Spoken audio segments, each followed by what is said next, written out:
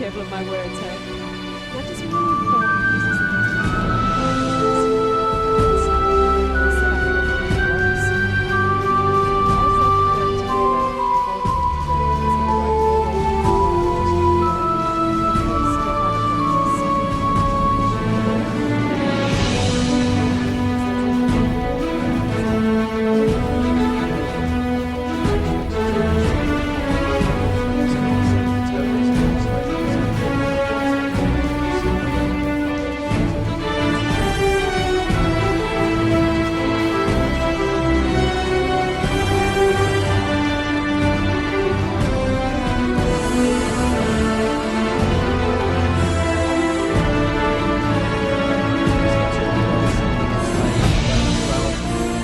Silva going very well in the second lane.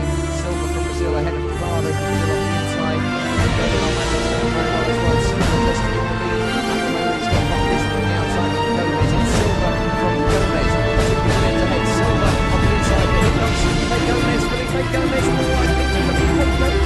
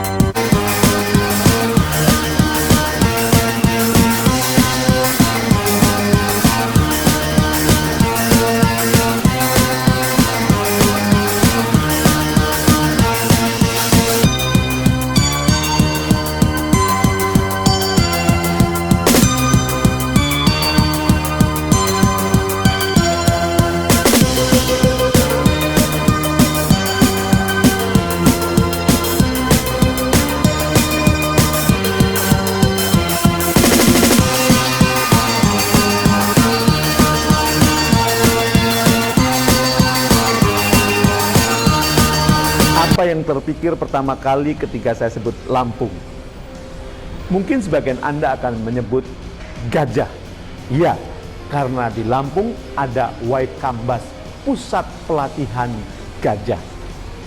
Ternyata gajah ini dalam satu hari mampu berjalan lebih dari 40 km. Bahkan ketika saya bertugas di Liwa, Lampung Barat pada tahun 1994, ternyata ada gajah yang bisa merusak berbagai rumah, banyak rumah di kampung yang ada di Liwa. Ternyata gajah yang liar, gajah yang punya kemampuan luar biasa ini bisa dijinakkan. Bagaimana caranya? Tahap pertama, sang gajah ditembak dengan bius, maka kemudian dia pingsan. Setelah pingsan, maka kemudian sang pawang akan membawa rantai kapal untuk kemudian mengikat kaki gajah. Dan ketika gajahnya terbangun karena pengaruh biusnya sudah hilang, dia kemudian berusaha lari. Apa yang terjadi? Jatuh. Kenapa? Karena di kakinya ada rantai kapal. Dia berusaha lari lagi, jatuh lagi. Kemudian dia bangun lagi, lari, jatuh lagi. Dan kejadian itu berulang-ulang. Dan setelah dia capek, sang pawang membawa makanan untuk diberikan kepada sang gajah yang kelaparan. Dan begitu dia sudah makan, energinya pulih lagi, dia lari lagi. Apa yang terjadi? Jatuh lagi. Bangun lagi, lari lagi. Apa yang terjadi? Jatuh lagi. Kejadian itu terus berulang-ulang. Setelah kemudian 2 minggu, Akhirnya sang pawang melepaskan rantai kapal di kaki gajah, diganti dengan tali rapia. Pertanyaan saya, apakah gajahnya lari? Tidak. Kenapa? Karena selama ini dia punya persepsi, kalau aku lari nanti aku jatuh, ngapain aku lari, kan nanti ada yang ngasih makan. Ternyata yang punya rantai gajah bukan hanya gajah. Manusia juga punya rantai gajah. Di pikirannya banyak hal-hal yang dia ciptakan, ketakutan-ketakutan yang ia ciptakan. Ada orang yang menanamkan ketakutan di dalam pikirannya. Dia tidak berani berkembang. Kenapa? Karena fisikku tidak mungkin bisa bersaing dengan orang-orang yang lebih kekar, orang-orang yang six pack. Padahal faktanya banyak orang yang mengalami keterbatasan fisik, tapi dia berprestasi. Mungkin Anda kenal Ucok Baba, ya. Mungkin Anda kenal Tukul yang sering mengecap dirinya itu besok. Atau mungkin Anda kenal Ki Ahli yang jarinya hanya 2 di kanan, 2 di kiri, kakinya setinggi lutut. Kalau diajak ngomong juga nggak nyambung, tapi dia menjadi pianis kelas dunia. Mungkin sebagian orang juga menanamkan ketakutan-ketakutan dalam pikirannya itu berupa suku. Aku ini orang Jawa, nggak bisa berbisnis, nggak bisa berusaha. Orang Jawa itu cocoknya PNS.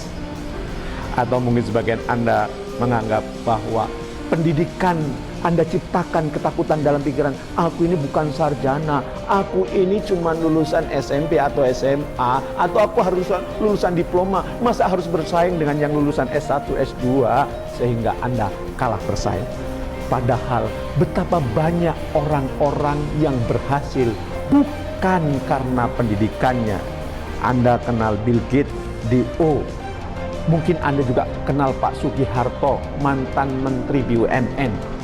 Dia juga dulu mengalami kesulitan, tapi ketika dia bangkit, dia bisa menjadi seorang menteri. Oleh karena itu, buang rantai gajah yang ada di dalam pikiran Anda. Buang jauh-jauh supaya Anda berkembang, supaya Anda punya kekuatan yang asli yang ada di dalam diri Anda. Jangan ciptakan ketakutan-ketakutan dalam pikiran Anda, karena itu membuat Anda malas, karena membuat Anda tidak berkembang. Dan Anda akan tertinggal dengan kebanyakan orang.